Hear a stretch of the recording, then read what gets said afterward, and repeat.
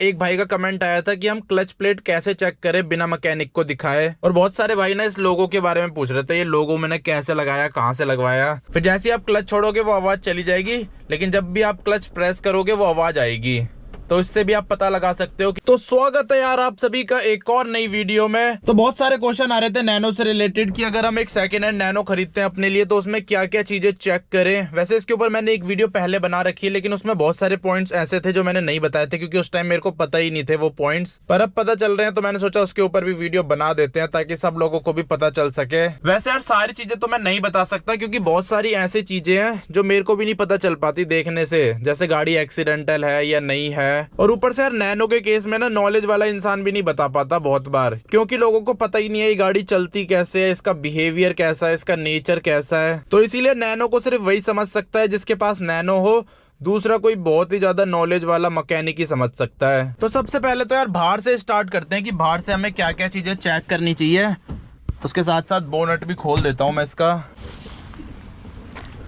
तो सबसे पहले तो आपको नैनो का ना बोनट खोल लेना है, और इसका बोनट को खोल के आपको रस्टिंग चेक करनी है। सबसे पहले सारी चीज़ें छोड़ दो, सबसे पहले रस्टिंग चेक करो। कोई भी नैनो आप देखने जाते हो, रस्टिंग ज़्यादातर यहाँ होती है। जैसे मेरी नैनो में भी है रस्टिंग, लेकिन इतनी ज़्यादा नहीं है, थोड़ी थोड़ी है। अगर थोड़ी थोड़ी हो तो आप फिर भी ले सकते हो, लेकिन ज़्यादा नहीं होनी चाहिए। उसके अलावा ना फ्लोर पे भी आप रस्टिंग चेक कर सकते हो, फ्लोर गल तो नहीं रहा कहीं से। टायर के पीछे चेक कर सकते हो।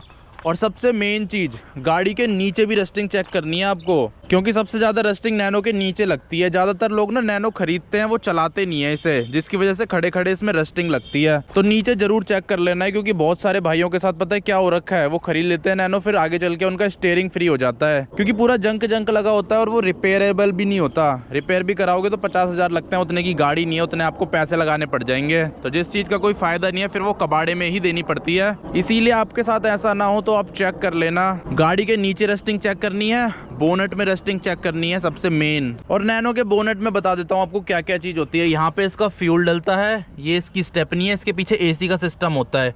यहाँ पे नीचे इसका कंडेंसर फैन होता है, ये देख लो, ये कंडेंसर फैन है इसका।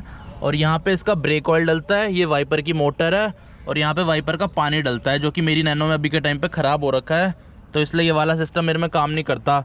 और दूसरी चीज़ आपको ना कंडेंसर फ़ैन भी चेक करना है कि ये तेज़ चल रहा है या स्लो चल रहा है, या बंद तो नहीं हो रखा है एसी चलाने के बाद, क्योंकि जैसे ही आप एसी ऑन करते हो ना ये तुरंत चल जाता है। ऐसा नहीं है कि थोड़ी देर बाद चलता है, तुरंत चल जाता है। तो ये भी आपको चेक कर लेना है। और स्लो नहीं चलना चाहिए, तेज़ चलना चाहिए। अगर स्लो चल रहा है इसका मतलब आपको आगे चल के चेंज कराना पड़ेगा। और इसको चेंज कराने का खर्चा वैसे ज़्यादा नहीं है, 2000 रुपये के आसपास है, 2000 या 2200 में आपका चेंज हो जाएगा ये। उसके अलावा तो बोनट में कुछ भी नहीं है, बस रस्टिंग ही चेक करनी है आपको, और ये सारी चीज़ें चेक करनी है जो मैंने बता दिया है। तो बोनट तो हो गया अपना कंप्लीट। अब चलते हैं गाड़ी के पीछे। तो पीछे इसमें ना रेडिएटर फ़ैन होता है, वो भी आपको चेक कर लेना है। यहाँ पे होता है रेडिएटर फ़ैन। कभी भी नैनो लोगे ना तो उसे थोड़ा चला के देखो, उसका रेडिएटर फ़ैन ऑन हो रहा है या नहीं हो रहा। अगर ऑन नहीं हो रहा होगा तो गाड़ी अपने आप बंद हो जाएगी, इसमें टेम्परेचर की लाइट जल जाती है। उसके अलावा बॉडी में स्क्रैचेस, डेंट्स, वो भी आप चेक कर सकते हो। वैसे तो स्क्रैच डेंट आएंगे ही अगर आप ज़्यादा पुरानी गाड़ी लेते हो, जैसे मेरी गाड़ी ये 12-13 साल पुरानी है, 12 साल पुरानी है शायद से, तो इसमें स्क्रैचेस बहुत सारे हैं, डेंट भी बहुत सारे हैं। तो उस हिसाब से आप डिस्काउंट करा सकते हो। अगर एकदम क्लीन मिल जाए तो आपको थोड़ी महंगी मिलेगी, और अगर उसमें स्क्रैचेस बहुत सारे हैं, डेंट्स बहुत सारे हैं, तो उसके बदले आप डिस्काउंट ले सकते हो। और बाकी मेन चीज़ तो आपको पता ही होगी, जैसे टायर वगैरह चेक करने होते हैं, कितने बच्चे हैं उस हिसाब से भी डिस्काउंट ले सकते हो। अगर सारे टायर चेंज कराने हो तो इसका एक टायर 2200 रुपये के आसपास का आता है, आगे वाला। पीछे थोड़ा महंगा होगा क्योंकि पीछे का टायर इसमें चौड़ा होता है, आगे का टायर थोड़ा पतला होता है, तो उस हिसाब से देख लेना। मेरी वाली नैनो में टायर तो सारे मेरे को नए मिले थे, बस एक टायर मैंने चेंज कराया था 2200 रुपये का, बाकी सारे टायर इसमें मेरे को न्यू मिले थे। ये वाला मैंने चेंज कराया था, तो ये मेरे को 2200 रुपये का ही पड़ा था, MRF का है ये। और आपको सारे ना शीशे चेक कर लेने हैं, किसी में क्रैक तो नहीं है, खासकर विंडशील्ड चेक कर लेनी है, इसमें क्रैक तो नहीं है। और अगर क्रैक आपको मिल जाता है तो इसकी विंडशील्ड ना 2200 या 2500 रुपये में चेंज होती है, लोकल वाली। ओरिजिनल लोगे तो 5-6 हज़ार रुपये लगेंगे। मेरी नैनो में भी लोकल ही डाल रखी है मैंने, तो मैंने ये 2200 रुपये की डाली थी इंस्टॉलेशन के साथ, पर ये भी बढ़िया काम कर देती है लोकल वाली भी। तो बाहर से तो यार आपको ये सारी चीज़ें चेक करनी है। बाहर से मेरे ख्याल से इतनी चीजें हैं जो चेक करने लायक है। और हाँ, जो मैंने बोनट दिखाया था ना आपको, बोनट के अंदर कुछ भी पेंट वेंट नहीं होना चाहिए, स्प्रे नहीं होना चाहिए, जो एंटी रस्ट स्प्रे होता है ब्लैक कलर का वो भी नहीं होना चाहिए। अगर वो हो रखा है तो समझ लो गाड़ी में कुछ ना कुछ गड़बड़ है और आपको गाड़ी चिपकाई जा रही है जानबूझ के, मतलब एक तरह से बिना बताए चिपकाई जा रही है। इंटीरियर की बात करें तो इंटीरियर में आपको ये बेल्ट वगैरह चेक कर लेनी है, क्लच चेक कर लेना है। एक भाई का कमेंट आया था कि हम क्लच प्लेट कैसे चेक करें बिना मैकेनिक को दिखाए, तो मैंने उस वीडियो में वैसे बताया था कि अगर आप एकदम से क्लच छोड़ के रेस देते हो ना तो ये व्हील स्पिन करती है, लेकिन अगर क्लच प्लेट खराब हो रखी है तो ये व्हील स्पिन नहीं करेगी। चाहे आप कितने ही झटके से क्लच छोड़ लो, कितनी रेस दे दो, ये व्हील स्पिन नहीं करेगी। वैसे तो मेरे को भी ज्यादा चीजें नहीं पता है कि क्लच प्लेट कैसे चेक करते हैं, पर फिर भी मैं आपको बता देता हूँ थोड़ी थोड़ी चीजें। एक तो मैंने आपको बताई दी है, दूसरा क्या है, जब आप गाड़ी स्टार्ट करते हो ना, जैसे देखो मैं गाड़ी स्टार्ट करता हूँ अपनी, ये मेरी गाड़ी स्टार्ट हो चुकी है। एक बार विंडो डाउन कर देता हूँ। और हाँ, ये विंडो भी चेक कर लेनी है अगर पावर विंडो मिल रही है आपको। तो अब देखो मेरी गाड़ी की आवाज़, अब मैं क्लच दबाऊंगा, कुछ भी आवाज़ चेंज नहीं हो रही है 1% भी।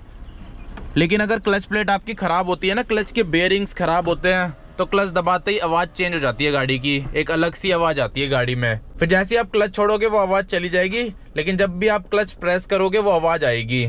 तो इससे भी आप पता लगा सकते हो कि क्लच प्लेट खराब है या फिर सही है। और अगली चीज, आपको गाड़ी का एसी चेक करना है, जो कि बहुत ज्यादा जरूरी है। कभी भी आप नैनो खरीदते हो, कोई भी आपको ऐसे बोले ना कि एसी में गैस भरवानी है बस, बाकी सब ठीक है, गैस आप भरवा लेना, तो ऐसी नैनो आपको नहीं लेनी है। एसी उसका चालू होना चाहिए और बढ़िया चलना चाहिए, क्योंकि नैनो का एसी चलता है तो सही चलता है, खराब होता है तो फिर वो खराब ही रहता है। एसी का एक तो मैंने आपको बता दिया कि कंडेंसर फैन चलना चाहिए, वो भी तेज चलना चाहिए, स्लो नहीं चलना चाहिए। और दूसरा कंप्रेसर होता है इसका, कंप्रेसर इसका ना पीछे की साइड होता है, यहाँ पे, यहाँ कोने में होता है, देखो दिखाऊं, इस साइड होता है इसका कंप्रेसर।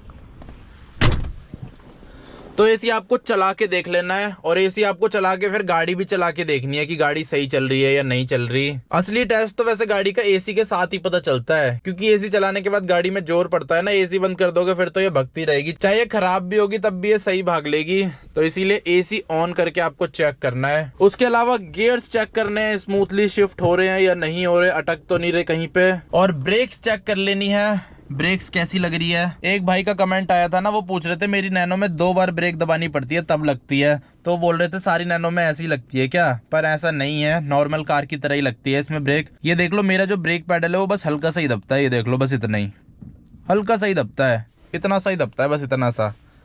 तो इसकी ब्रेक्स काफी ज्यादा अच्छी है। वैसे इसमें चारों आपको ड्रम ब्रेक्स मिलती है, डिस्क ब्रेक से थोड़ा ज्यादा प्रेशर लगाना पड़ता है इसको रोकने के लिए। डिस्क ब्रेक में तो हल्का सा बस टच कराना होता है, इसमें थोड़ा दबाना पड़ता है। तो ये फर्क होता है ड्रम ब्रेक और डिस्क ब्रेक्स में। सेम ऐसी बाइकों में भी होता है, बाइकों में जिसमें ड्रम ब्रेक आती है उसमें ताकत थोड़ी ज्यादा लगती है, और जिसमें डिस्क आती है उसमें ताकत थोड़ी कम लगती है। तो वही सेम सिस्टम कार में भी अप्लाई होता है, पर कार में उतनी ज्यादा भी ताकत नहीं लगानी पड़ती, क्योंकि इसमें प्रेशर वाला सिस्टम दे रखा है। इसमें इलेक्ट्रॉनिक होती है ना ब्रेक, तो उसकी वजह से थोड़ा कम प्रेशर लगता है बाइक के मुकाबले। पर ये कि डिस्क ब्रेक से अगर हम कंपेयर करें तो थोड़ा ज्यादा ताकत लगानी पड़ती है इसको रोकने के लिए। और बहुत सारे भाई ना इस लोगो के बारे में पूछ रहे थे, ये लोगो मैंने कैसे लगाया, कहाँ से लगवाया। तो ये मेरे को ऐसे ही घर पे पड़ा हुआ मिला था, तो मैंने डबल साइड टेप से चिपका दिया अपनी नैनो में। और इसको लगाने के बाद नैनो थोड़ी प्रीमियम सी लगती है मेरे को, नहीं तो ना पूरा ब्लैक सा था तो थोड़ा अजीब सा लगता था, अब सही लग रहा है। वैसे मैं सोच रहा हूँ इसको पूरा ही चेंज करा दूंगा, नई वाली नैनो का डलवाऊंगा।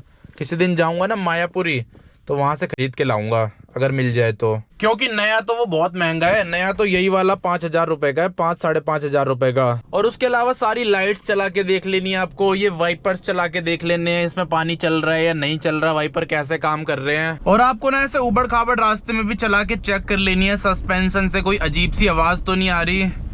मेरी नैनो में ना आजकल एक और नई दिक्कत आ रही है, इसके स्टीयरिंग से टन टन टन सी आवाज आती है, तो वो भी आपको चेक कर लेनी है। कोई सी भी आवाज नहीं आनी चाहिए जब ये उबड़ खाबड़ रास्ते में चले। अगर कोई आवाज आ रही है टन टन खड़ खड़ कुछ की भी, तो इसका मतलब कुछ खर्चा आने वाला है। सस्पेंशन भी चेक कर लेने हैं, सस्पेंशन में चू चू चू चू आवाज तो नहीं आ रही है, उसके अलावा भी कुछ आवाज तो नहीं आ रही। और थोड़ा सा आपको खींच के भी देख लेनी है कार, मतलब भगा के देख लेनी है कैसे भाग रही है, भागने में कोई दिक्कत तो नहीं हो रही इसे। वैसे यार थोड़ा बहुत खर्चा तो आएगा ही, ये देखो गाय कैसे भाग रही है। लेकिन आप ज्यादा चीजें चेक कर लोगे ना तो आपको थोड़ा कम खर्चा वाली नैनो मिलेगी। लेकिन अगर आप कुछ भी चेक नहीं करोगे ढंग से तो आपको ज़्यादा खर्चे वाली नैनो लेनी पड़ जाएगी, मतलब मिल जाएगी, आपको पता ही नहीं चलेगा इसमें कितना खर्चा है। वैसे तो नैनो के सारे पार्ट्स इतने ज़्यादा महंगे नहीं है, बस कुछ कुछ पार्ट्स महंगे आते हैं। एक तो AC रिलेटेड पार्ट्स महंगे हैं और क्या है, और बस क्लच प्लेट थोड़ी महंगी सी है 5-6 हज़ार रुपए की, बाकी तो सारे पार्ट्स सस्ते ही है।